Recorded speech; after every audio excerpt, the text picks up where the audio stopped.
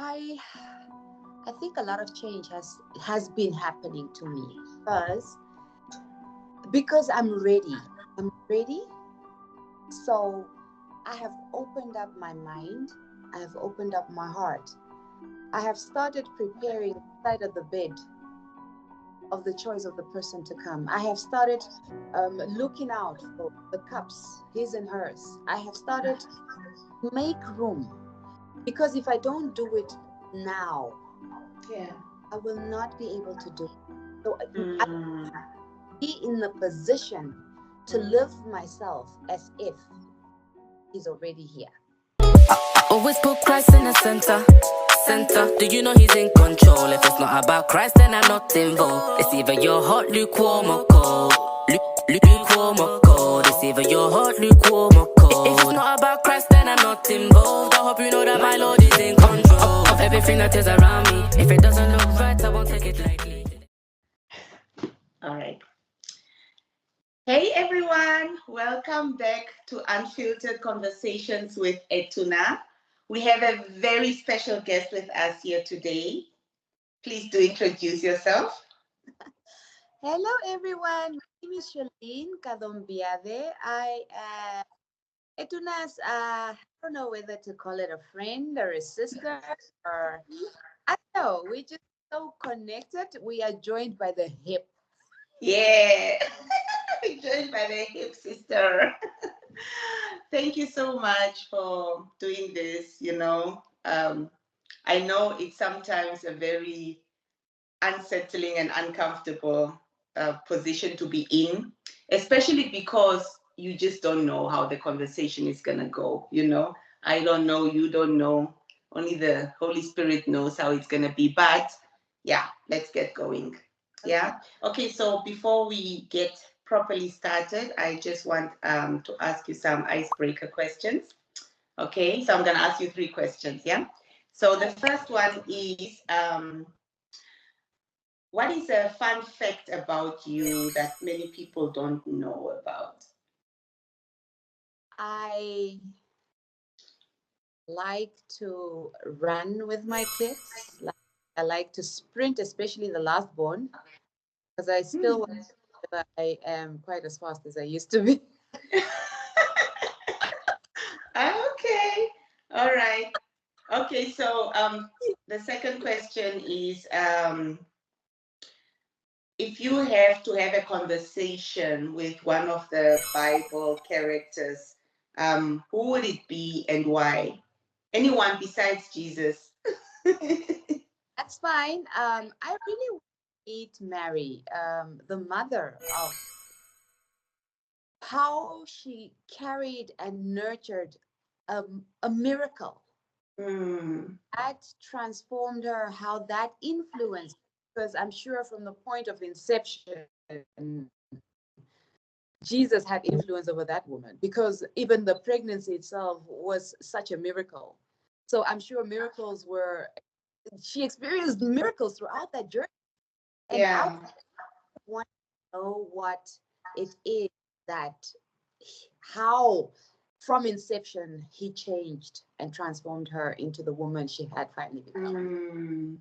Hmm. Giving up on the love of her. I mean, my miracle is no longer mine as long as they were born. That separation. Yeah. Yeah, that's a good one. That's really a good one. Okay, and the last question is if you have to ask God a very funny or humorous question right now, what would it be? I would ask him like, as a proof konijn, like as a proof konijn verseer kry. Come on now. Translate. Okay, I would say like Daddy capital God now. Really like the one that you test it through all the time before you can say like, okay, if you can survive it, then they can too. Like it's just one of those questions I keep asking. I'm like, really? Do I have to go through Yeah. as well? Like, weren't the others enough?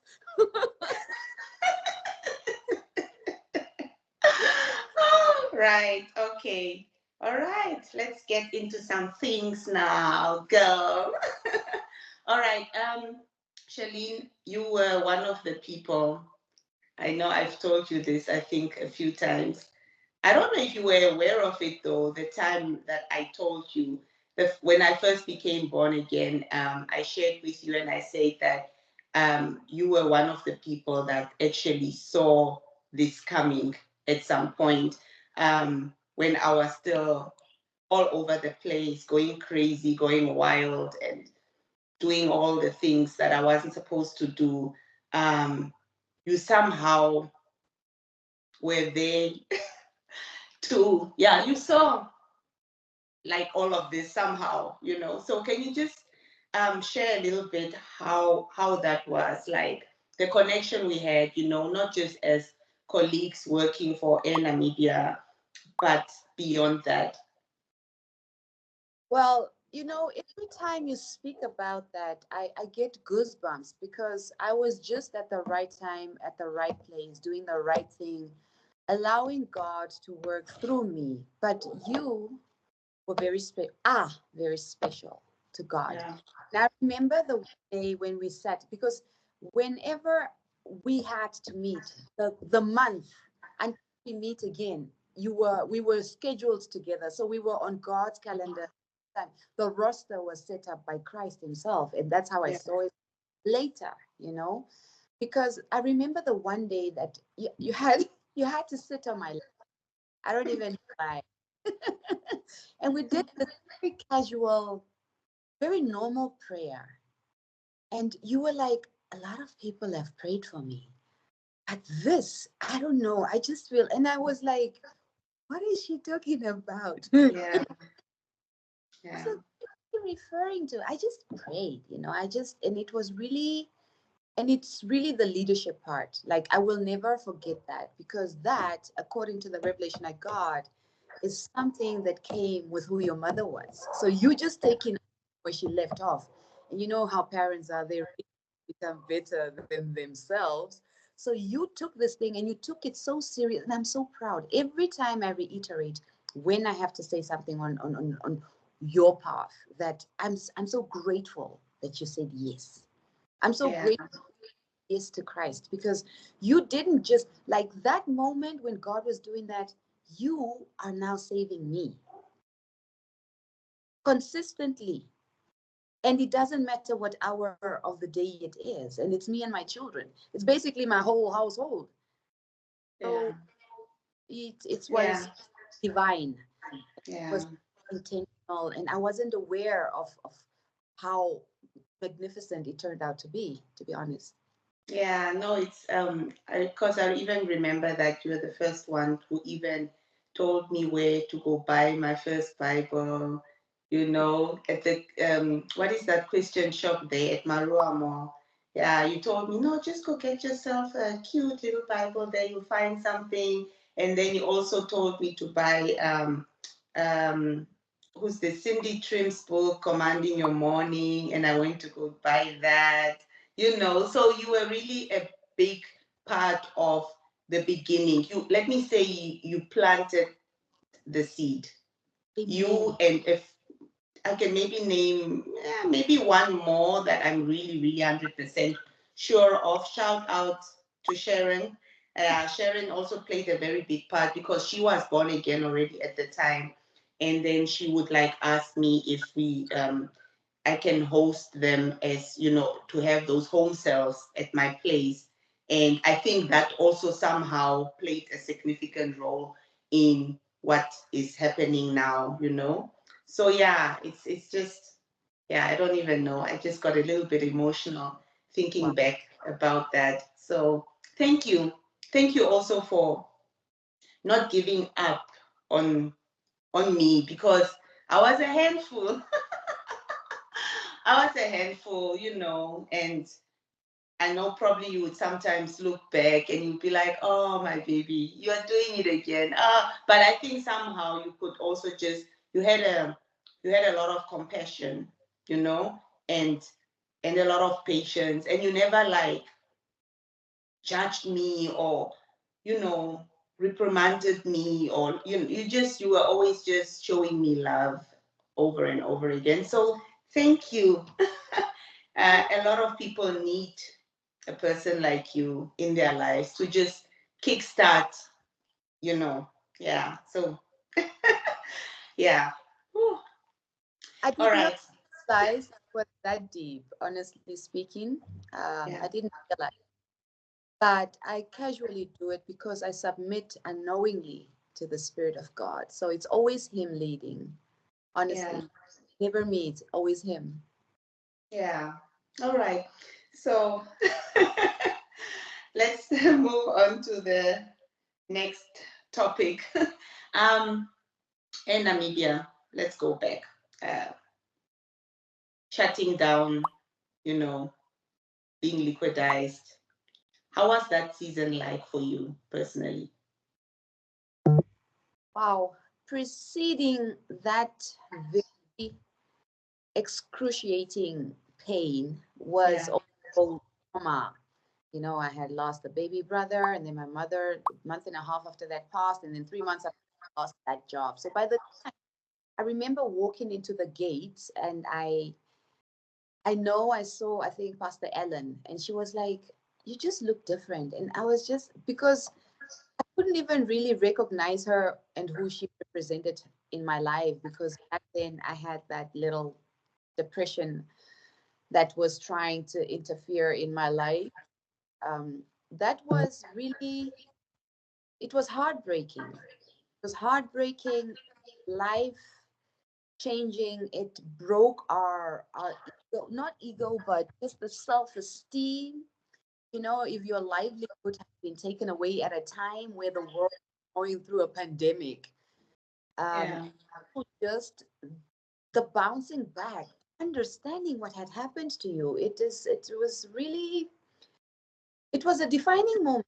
Either the moment would have defined us, or we had defined the moment. It was really, wow. Only How God. long was that for? How did it, how that happened in 2021. 2021? How long did it take for you to just somehow get yourself back on your feet again? I It's an wonder. ongoing process, yes, I know, but like the during the, I don't know, 2 years or so after that, like how was that like? That was, it required, it took me a to get back, because it's like, 2 days after I finished matric, I started working, and I've worked ever since, until I was shown that I can be kicked out to the streets. Wow. It was a new introduction to a workaholic, to be told that Mm, I have to go and find my own. So I had to instill confidence within myself first. So I had one pending subject in my postgraduate management. It was financial management, very, very difficult for me. So I just sure that I at least graduate. Also mm, did that course, and I graduated, and that helped me. And then mm, that was not even good enough yet. I didn't feel confident enough. I didn't feel like, there's this thing about trauma. After that, we think it's just resilience, but it's yeah. not resilience. It's post-traumatic growth, because Mm, fine, I graduated, but I graduated before, so I've got to do something, because what had happened was so much different from whatever experience I had before. So I needed to do something done before. So I thought, okay, I'm gonna get two people, whoever. If I get five people, that, but just in a room, and then I'll share my story. So I called it a breaking ground, and I think breaking ground for me was the moment, the pivotal moment, where I knew that, you know what, girl, you, now you're back. You can talk about action coaching and training, be the founder, even if you don't make money, just go out there and be a volunteer. Talk about yeah. mental health. So I had really dig deep within myself and find strength that I did not even know existed, and hold Mm, it and root it out, and trust that God will never leave me. And really, that's all I did. And I think that in itself only happened by last year, February. So 21. so Yeah. somehow also it was a moment where God was able to bring out that um, uh, I don't know whether to call it part of your purpose, because otherwise you wouldn't even have been able to know that you are able to be that person, the whole breaking grounds thing that you did. And I'm sure you also impacted a lot of lives in the process, right?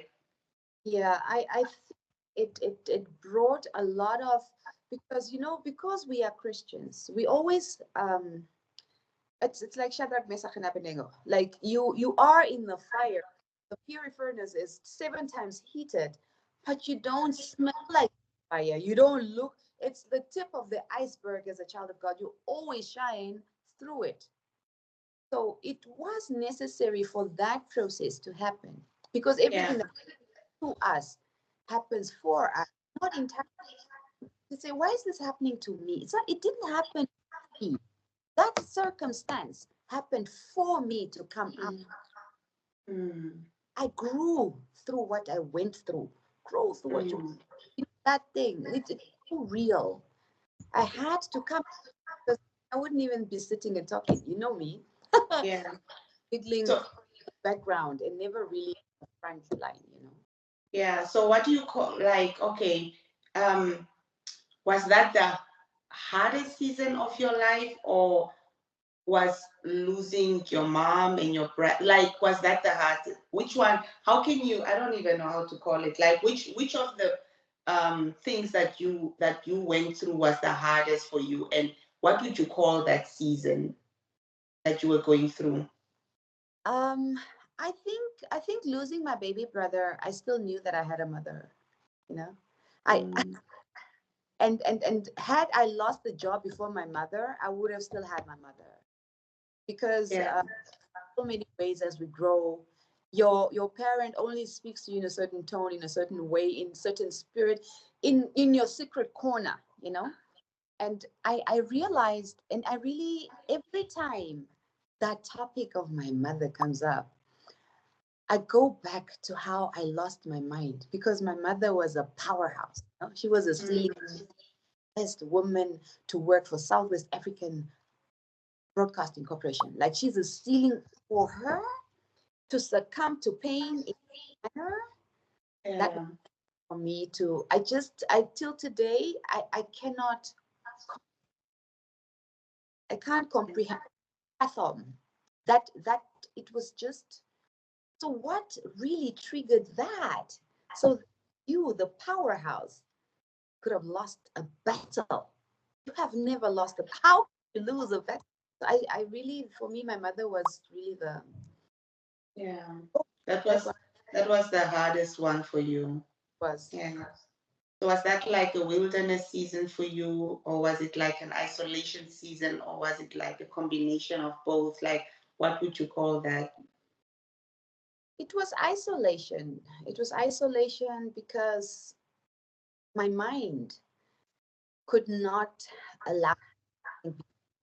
I really had to fight my mind. The battle was within my mind, to understand that what's gone is gone, and to Mm. separate myself from death, because when it's gone, it's gone. So now you start to look forward, understanding life backward, living in the presence, and looking forward to where you headed to. That I couldn't separate that. Everything was just in one, and I just felt like really ready for the world until I understood where I'm at and how I'm gonna move forward. I really just isolated myself, and it was hard. Yeah, the enemy actually uses that also, right? To Yes. like the isolation to really, really get into your mind, like properly, because you don't have anyone who's even just speaking into your life, speaking life and all of that. So yeah, he probably used that moment to really like, but yeah, you overcame. Amen. Yeah. And what else? Okay, so what is the biggest lesson you've learned through it all? Being it, did you have people at least that were there for you as much as you were isolating yourself? Did you lose people? Did you like get to find out some things that you didn't know before? What was happening during that time for you? Whoa, I learned that I have been kind to unkind people, and that I loved people who love me.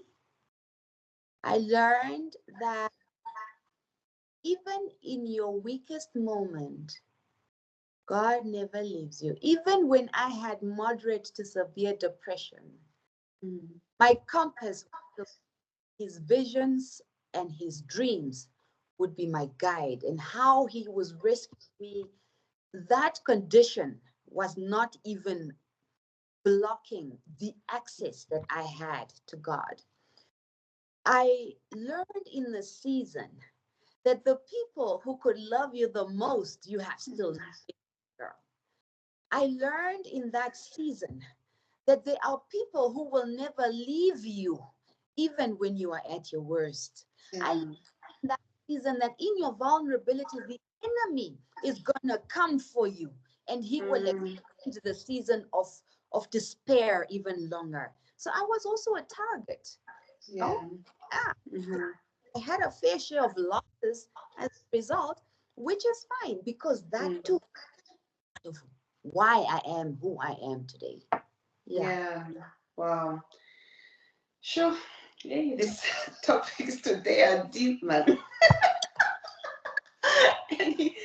Okay. The waiting season. The waiting season. Let's transition to the waiting season. Oof, it's rough, eh? It is. It's rough. How has that been for you? And what have you been waiting for that you're still waiting for? And how are you navigating it all? Well, for me, the waiting season is more like a preparation season. Yeah. You prep, and really it's all aligned to who you are, where you come from, and where your destiny you should envision. For me, I'm envisioning where I want to be, because I mean, if the pen is in my hand and I'm writing the story, then I have to envision, create a picture in the mind of where I belong to, irrespective of my circumstance, irrespective of what I have or don't have. The waiting season is a settling of debts, a separation between you and those that are not aligned your destiny, because not everybody is supposed to go with you to the it's not for everybody. And the more you make peace with that reality, the easier it becomes, because people, if you understand that friends change, you don't have to change friends. Yeah. Like, we don't have to to separate as our friendships. We drift apart because our life paths are leading us in separate ways, you know.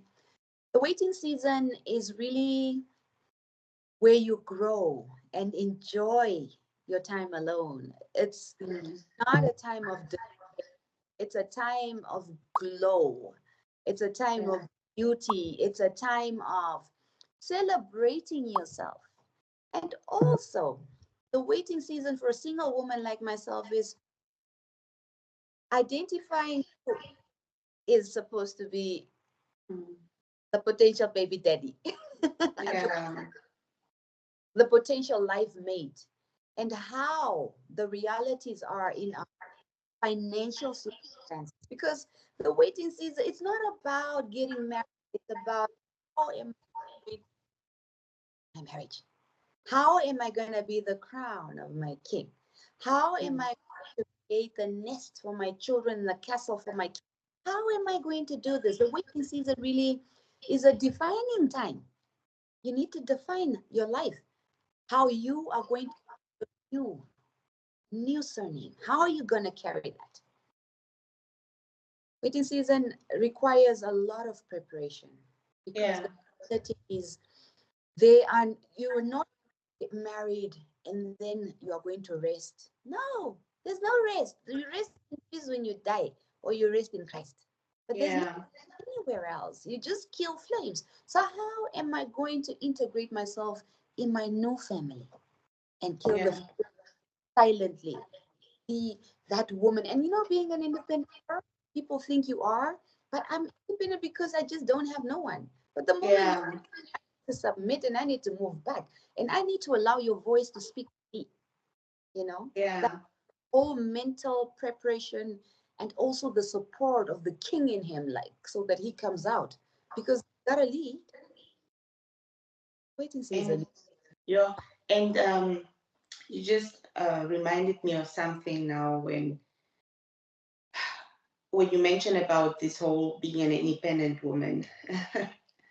It's hard, hey, like especially for many of us who had to be independent for such a long time. For even when you do go get your person, um, do you think it's gonna be easy for you to submit and to allow him to be the man? Because obviously that mindset is still going to be with you, right? That thing of, yeah, I can do it, I've been doing it, you know what I'm saying? But now there are obviously going to be a lot of changes that you will have to um yeah, to do. Do you need to, like, is your phone okay? Okay. Yeah, so do you think it's going to be an easy transition for you? And I also, and also, while we're at it, feminism, um how does it affect also like relationships and women who are feminists, like, and then thinking this whole I am what, I don't need a what kind of thing, like, can you talk on that also? um I I think a lot of change has been happening to me because I'm ready. I'm ready. So I have opened up my mind. I have opened up my heart.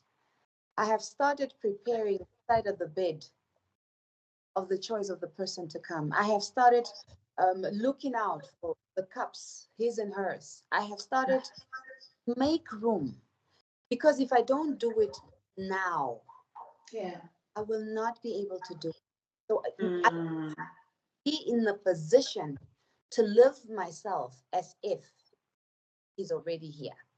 mm, So a lot of me has started changing already because I have literally, and my father, he did it. He was, girl, you have to go and pay for your rent and pay for your own school. So I have been doing things on my own. So then that's why I mentioned finances because I don't even know how to draw a budget with another person. I drew him yeah. Ugh, this for so long, you know. yeah. But because I want a king, I need to understand that he will have to love me. He of course will, and I have to respect. So what is respect? Respect is acknowledgement of who another person is and their roles in your life. And it helps me a lot because I'm sister to brothers. You understand? So that it's the same kind of dimension, where you, even when they wrong you and they're older than you still have to be within certain parameters when you want to come back. So it that factor, it helps. Just that Mm, I'm gonna be like when I get there, but yeah. that I have started to open up, because when you start to open up, then you start to think and align yourself and learn from these ladies when they talk.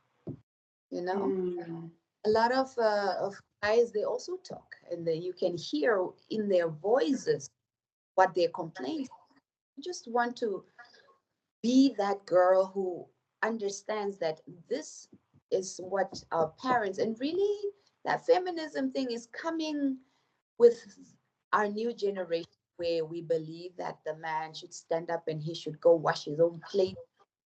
I don't come from, my father didn't wash dishes. So as much as of a queen, chili hot peppers and all that, I'm gonna do what I gotta do to be his. I gotta be that. I have to be his girl and not his equal. I don't ever want my partner's equal ever. I'm not a man. I'm a queen, girl. I'm scared of little hojas and all those things. Kill those things, and he should kill me. I don't kill my own. You gotta kill the snakes. I don't do that. But this thing that we have adopted, that he has to, and if you read Psalms, Proverbs 31, the Proverbs 31 woman, she works early and she goes and she Yeah. works and she comes back and she even feeds the maid servant. Mm. You understand? It's not, I think we are getting this thing that he's got to be the provider alone. You have to work as a, Yeah. got to adopt, because it all works. So be a rich wife. How are you going to be a rich wife? You got to work. How are you going to support your rich husband who wants to support you, right? Isn't it? Yeah. So the feminism, we should tone it down a little bit. Mm. Down a little bit. Do what your parents did for your fathers. That's what I'm doing. My mother, she was taller than my dad, but she respected that man so much. And she loved him till he knew she loved him when he died. That is love. That's the kind of love that we want to see, that our children should adopt. And not this, yeah, your dad should just go and wash the dishes and go make his own bed. Those things are not, they are not representing the Proverbs 31 woman. If we read carefully, you will see that the woman works hard and she is a helpmate and she is a support. Yeah. Just a receiver and sitting down and cleaning that godly in the first place. Yeah. It sounds like you are very ready to be wifed. It sounds like you are very ready to be wifed. Okay, but on a serious note, what is the challenge? What's going on? Are you being very careful, because obviously you don't want to repeat the same mistakes as your past relationships? Are you looking out for certain things? What does that look like for you? Are you going on dates? Are you entertaining certain potentials? Are there any potentials? What are you doing? Because I was in the isolation period, I knew that because I was bleeding, I did not want to bleed on other people. So I needed to heal my own wound so that I could be a healed person when I invite a person in my space. So yes, I am hearing a voice and listening to one voice that I really like a lot. So yes, I have opened up in that, in where I'm allowing myself to step out and just feel like a woman next to a man. So for the longest period, I wouldn't entertain, or I would try, but that season on. And like you said, I am ready. I just am. I've never spoken with this kind of confidence ever. But I am ready. It is time. Come already. Don't waste time. You don't. And you spoke earlier about, oh, wait, do you have a drink? I forgot. I keep forgetting this part. I think I've been gone for too long. What are we drinking? I didn't even tell you.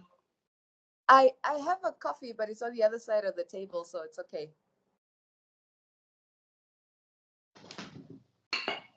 So you spoke about babies, you know. So you know, a person would have thought maybe you would be like, nah, it's not really something that I want anymore. I feel like maybe I've passed that age and stuff like that.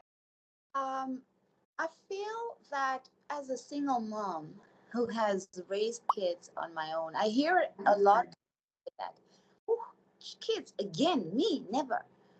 But I always wanted like 4 kids. Like I'm a mommy, man. Like I'm a house girl. That girl. I want to raise kids and clean diapers. Like I will. It made a sense, yes, but and it's expensive, blah blah blah. But that's when I was at my lowest. The people that were massaging me were my kids. The Yeah. were telling me to get out of bed and just go get a glass of water so that be the only win of that day. They were my kids. Mm. So children are there to solidify, and if you once you transition into marriage, a child will solidify the union. Mm. You have that one, even because I mean at my age, a man just has to have at least a child of 5. You never know. Yeah. So um, it's better to understand that in your mind that if that comes or when it will bring that unity. As Mm. it's it's a blessing. It's a blessing. A child is a blessing from God, and if it is His will, it's coming, and it's beautiful. Yeah. And I mean, imagine you being a baby and being spoken of as if you weren't supposed to be. No, we should embrace it. We should embrace kids. It's beautiful. And it Yeah. change the energy in the house. No, I want kids, girl. I mean, You, yeah, hey. Okay, no, that's fine. What are you currently struggling with personally? Like something that you're still working on and that you're constantly going at the feet of Jesus to say, whoa, yo, I'm still struggling in this area, or I need help.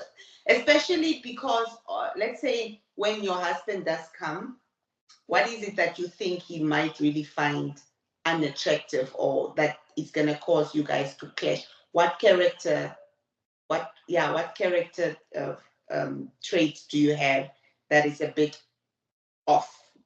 I am extremely quiet. I can get awfully quiet. And not because, and it's really, and I was even thinking about this morning that space, because you need to, when you live together, you've got to create a space for each one to, as a hideout for each one in the family.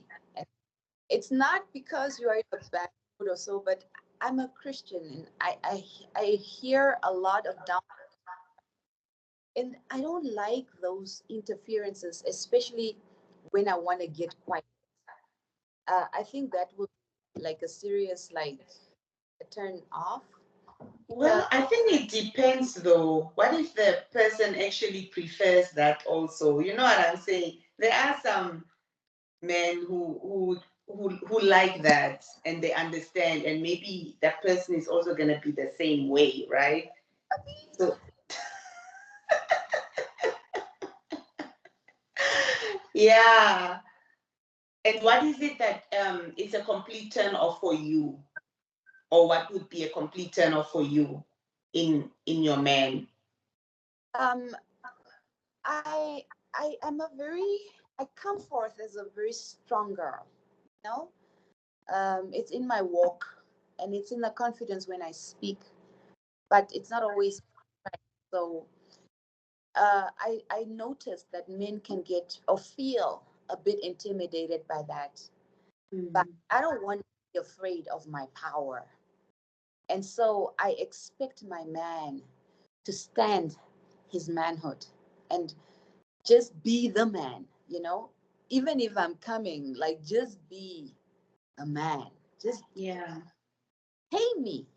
Like Mm. if a man is too weak, I can't stand that. Yeah. So it's like you need a man who's going to be able to tell you, actually, sometimes not just tell you, but just give you Even that look. yeah, That woman. Mm-mm. comes for me. A turn down is a guy who's accommodating to that extent where he's too afraid to lose you. Like I wouldn't be with you if you were going to lose me. Hello, stop. You're not gonna lose. Yeah. You. Yeah. Before we close off, I just want to ask, what do you have going on currently? And what is happening with your breaking ground thing? Like, what is it? What projects are you working on? Or if you want to share, if not, it's also fine. Or what is your vision still for the future? You know, I just want you to share a little bit. And if there's anything going on, um, can people reach out to you in any way and all of that? So yeah. Okay, having that action coaching and training, that was just like training and stuff like that. But I just needed an umbrella so that when I want to pull a few girls together or anybody who wants to, I really talking about issues of life, Yeah.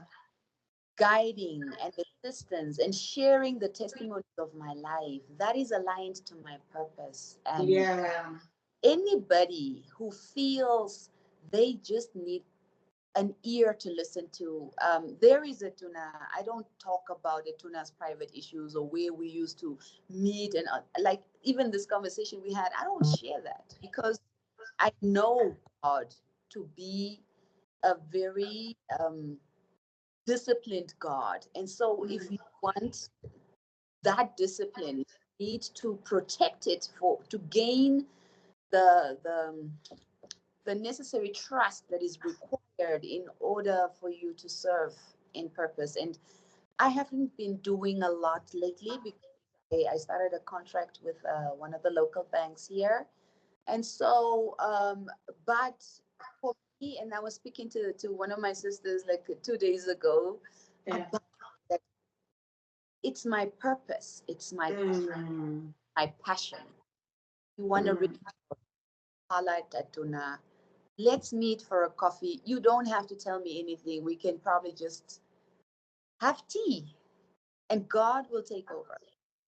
And you will say things and I will say things. And it will be an exchange. It's never really about how he works through me. It's about how he works through and Yeah. what he has in store for each and every one of us through each other, as long as we serve as a point of light. Yeah. So is something that I'm not really. I'm working on a project. It's I need to I've been instructed to do a little autobiography or so. So Yeah. that required a lot of silence as well, and just to look Mm. back within and remember who I was and speak to one or two people. That's been the project. But to speak to another queen and to guide her and help her, that is no work to me. That is what I invite anybody who has time, who can make that and be honest.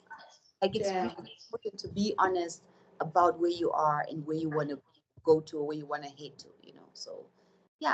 So you are opening the door, right? So I can share your social media handle, right? Yeah. And so then they can just reach out to you, DM you or whatever, and then you guys can, get it going. Yeah, it's important. I'm happy that you're saying you're ready to do it now instead of, sometimes, especially when we are still in unsettling, uncomfortable positions, you feel like you don't want to do something. But then that's maybe the time that you actually need to do it because at the end of the day, I always say, especially me, when I'm going through my stuff, I don't I have to lay my issues aside. And if someone comes and they need prayers, they need a word of encouragement or whatever, I literally have to forget about my situation and attend to that person. And it's amazing how I can literally shut down from my issues. Like I literally completely shut down and I'm just focused on what I need to do. and then that person gets what they need to receive, and I'm just like, okay, thank you, Lord, you did it for them. So yeah, it's important, I think, especially in these type of things that we do, even for yourself, having to listen and having to give advice and word of encouragement and all of that stuff. It's not always easy because you are not always in a good space, but then you always have to completely just lay that aside. That is also true. But there's this saying, and I was sharing this with for one of my friends who graduated with a doctorate recently. It's losing oneself in service to others is finding oneself. So in the process where you are helping, you get help yourself. It's like there's a reciprocity that happens there. Like it's a gift. If it's a gift, it's effortless. Yeah. Do it, girl. We Wow. gotta do what we gotta do. Yeah. So, any last words to the viewers? Anything that you just want to leave them with? Yeah, before we say goodbye. Yeah. Okay. So I would like to say that every day life unfolds for each and every one of us. And every day has in store a gift, a challenge. And every day, every minute, and every second is separate from another. So, what I have been doing is of moving forward and forward to life, been intentional about being in that moment and valuing that moment, not entirely creating the anxiety of where the future is headed or what it has for me, but just the appreciation of the fact that I am here right now, right here. And it's really the presence. Be present where you are. Be in that moment. For me, that is what I can leave you with today. Okay. Yeah, be present, especially in this waiting season, whatever it is that you're waiting on. It gets hard and all of that, but you just need to be persistent and be present. Be present where you are. Because if you're going to wait and then you're going to create expectations that you have no idea are even feasible, you cannot, it's not working. It doesn't work. No. Just in the moment when you are with that person, that's the moment you have. Yeah. So you have to appreciate that person in that moment instead of waiting for him to go and say, oh, maybe tomorrow he won't come. Forget about tomorrow. That's a vicious rumor. Reality is right here where you are. Oh, thank you so much. Wow, this was it was beautiful. Thank you for agreeing to do this. It was really just, refreshing, and it was nice catching up like this again, So, that's it from us. See you again next week. Take care. Bye. Always put Christ in the center. Do you know he's in control?